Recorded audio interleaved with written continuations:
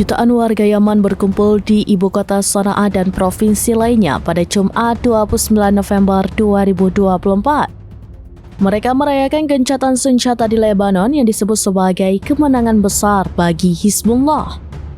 Selama demonstrasi, massa membentangkan bendera Yaman, Lebanon, dan Palestina.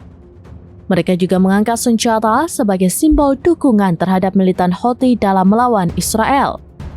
Dilansir Al-Masirah, massa menegaskan bahwa dukungan terhadap Palestina dan Lebanon tidak akan pernah surut.